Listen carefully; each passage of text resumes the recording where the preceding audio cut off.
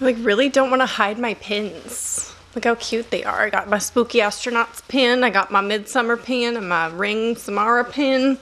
Today we're going to be talking about the 20 highest rated horror movies that I did not like. Now, I don't like to be super negative, but I think it also gives you more perspective on my personal horror movie taste, which you know very well by now. None of these movies will be a shock to you if you've been a subscriber for a long time. This is actually part 2. I did a part 1, and in that video I could only come up with 8 horror movies that were highly rated that I did not enjoy. And that is because last time I referenced Rotten Tomatoes. Today we're going to be discussing the highest rated movies on IMDb, which I think IMDb is a little bit more of an accurate representation of the actual ratings of these movies versus Rotten Tomatoes, which doesn't take into account how many reviews there are, whereas to get onto the list that I'm referencing, the top 5, no, it's not even top 500, it's top 679 horror movies, you have to have at least 25,000 ratings. So according to IMDb, this list is the end-all be-all when it comes to horror. These are what they consider the must-see horror movies, and I disagree with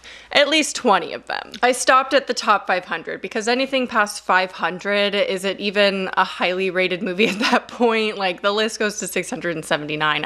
This list is in order of lowest rated to highest rated, because I think the highest rated movies on this list are the most controversial, so we're gonna save those for last. And the first 3, although they are rated the lowest on this list, or at least really low on this list, I don't even know how they got an invitation to the party. How did these first 3 movies get on this list in the first place? The amount of horror movies I could think of that would go in this spot other than these 3 movies. Velvet Buzzsaw, rated number 487 on this list. I know, it's like, why even talk about these? Because they're rated so high. They're still on the highest rated list. I still want to include them. You already know my thoughts on Velvet Buzzsaw, and to be fair, it is rated nearly in last, well, it's not rated nearly in last place because I stopped at 500, but you know what I mean. It's so close to 500, it's like, does it even count? The fact that it's in top 500 horror movies of all time at all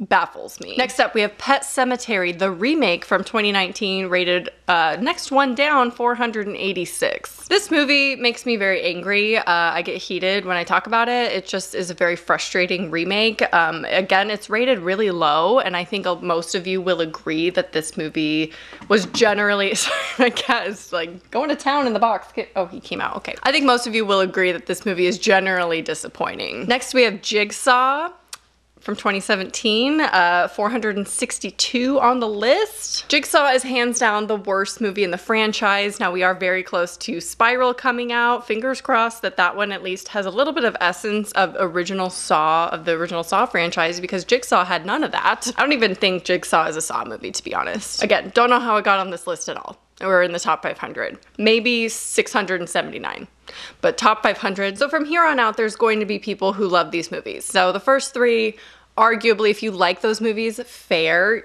you know, you like what you like, it's okay. But I feel like from here on out, I'll get more disagreements. So next up, we have The Boy from 2016, rated 417. That's getting real close to the top 400, and that's a little scary. Now, the ratings for The Boy on IMDb and Rotten Tomatoes don't really add up because it's rated, I think, 26% on Rotten Tomatoes, and this is a great example of ratings not matter. Like, they not matter. I'm a writer too, so that's nice. Ratings don't matter.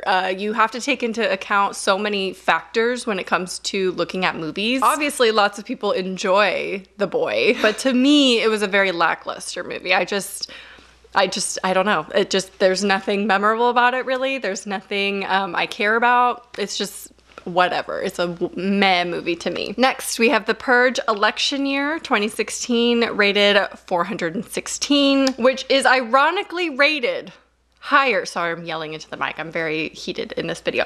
How is this rated higher than the original Purge? The original Purge is rated number 492, barely made it into the top 500, which I generally don't mind the first Purge. That's why it's not on this list. It's fine. It's not my favorite franchise in general, you know, it's more action horror and very minimal on the horror elements. But how is Election Year rated so much higher than the original? That blows my mind. Unfriended, Dark Web. Did I scare you? I love the original Unfriended. This is rated 415.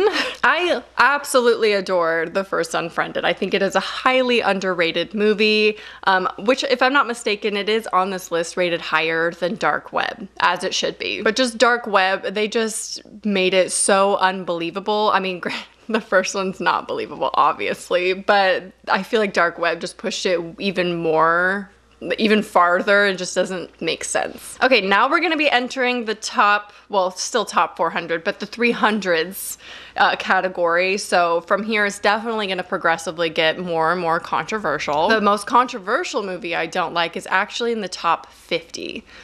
And a lot of you will actually know what this movie is if you're familiar with IMDb at all, or my opinion on this movie. And I want you to go to the comments and take a guess on what my movie is that's in the top 50 that I don't like at all. Like, it's not even passable, it's just I don't enjoy this movie at all. So I want you to go take a guess what it is if you know me, if you've been a subscriber for a long time, and then come back and see if you were right. So next up, rated 390 on the list, is Brightburn. This is the movie with the most potential, yet the biggest letdown, I think.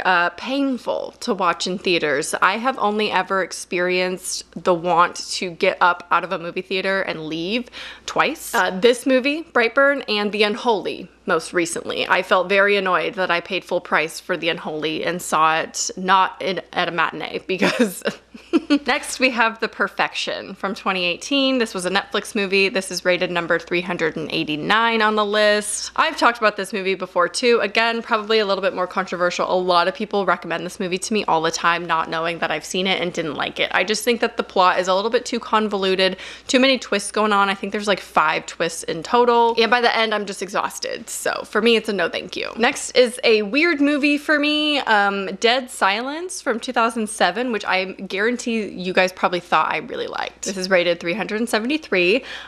This is a movie that I have tried watching at least 3 times. I don't even know if I've ever finished this movie, to be fair. I have never remembered a single thing about this. I have started this movie, maybe even finished it, don't know a thing. Couldn't tell you one single thing about this movie. I think every single time, at least twice, I have started this movie thinking that I'd never seen it, and then things got a little familiar, and then I wasn't into it, I guess. I don't know. I don't know what happened. Let me know if I should give it a final chance and see it through. I'm pretty sure I've seen it in its entirety, but obviously was not a memorable movie to me in any way. But because it's early 2000s, it's my era, I feel like I'm missing out a little bit. Like, am I missing something in this movie? Let me know. Okay, so the next one is The Strangers, and I know some of you are gonna have some opinions on that. 2008, rated 371.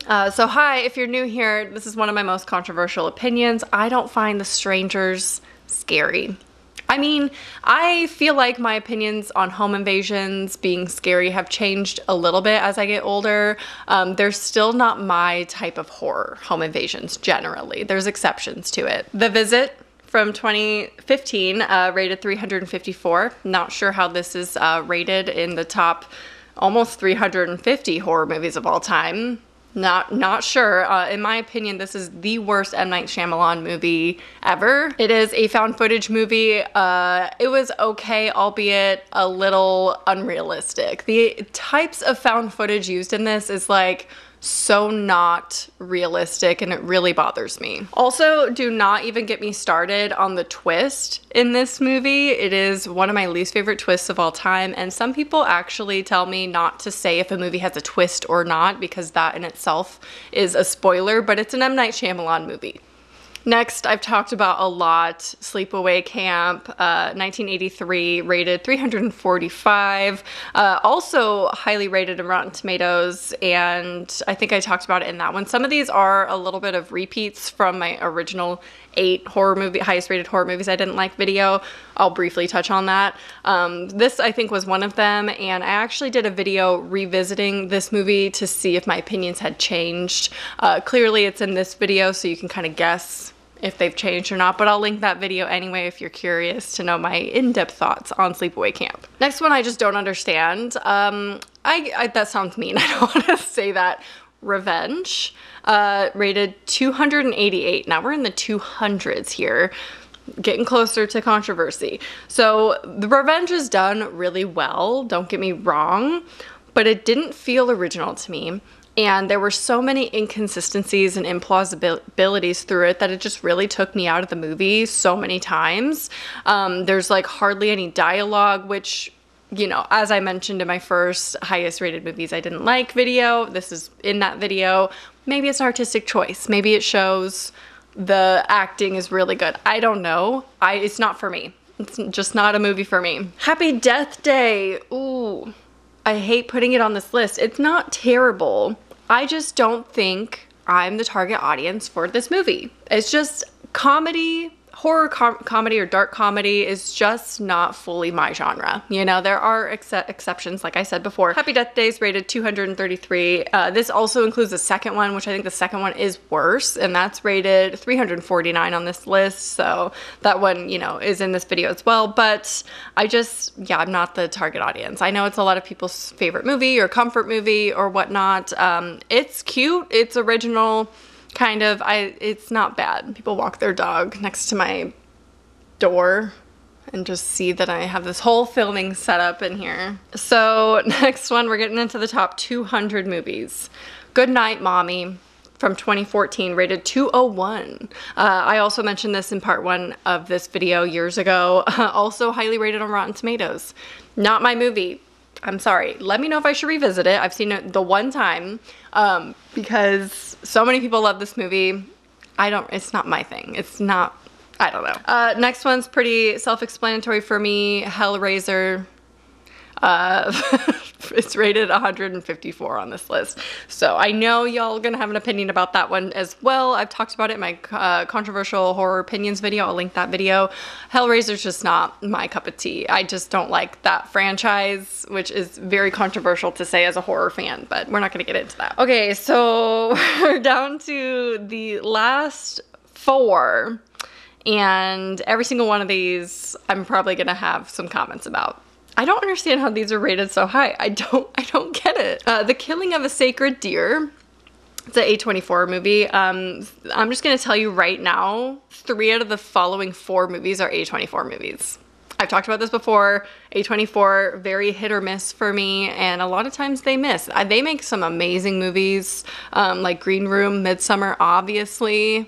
As I wear a Midsummer pin. Killing of a Sacred Deer was in fact a miss for me. It's so bland and monotone. It's artistic. It's a little too artsy-fartsy for me. I'm not gonna lie, that's not really my genre either, is like the really artsy style horror movies, which the next one kind of falls into that as well. It's also an A24 movie of Climax, which is rated 131. Again, I'm not the target audience for this movie, and that's why I put it in this list with a grain of salt, or take it with a grain of salt, because it specifically affected me in a negative way that's not going to happen to everyone. It was absolutely a creative and well done movie. That one I'm not too concerned of it being rated so high on IMDb, but it gave me so much anxiety and it was so hard to get through, which shows that it's effective, but it's one of those where it's not entertainment for me at that point. It's not enjoyable. It kind of is ranked up there with Mother being an unpleasant experience, to where I don't like to seek that out from horror movies. And it's based on personal taste, so it is one of the most emotional and disturbing movies I've ever seen. So was it effective and creative and well done? Absolutely. But I didn't like it. I didn't like it. I'm just gonna be unapologetic about that opinion. Okay, the second to last one, I don't understand how it's rated so high. It's rated 116. You might think that's not that high because it's not even in the top 100, but it's close. It is too close for comfort for me for it to be rated so high. And I'm a little bit bitter because this next one is rated higher than The Ring. In case you were curious where The Ring falls, which is my favorite movie of all time, 123. Didn't even make the top 100, which, again, everyone's taste is different. Not everyone loves The Ring. I get it. But I can't fault The Ring. Like, it is so good. And how is it rated 123? And Don't Breathe is rated 116. Again, this is one that I talked about in my Rotten Tomatoes highest rated horror movies. So it's also ranked high on that.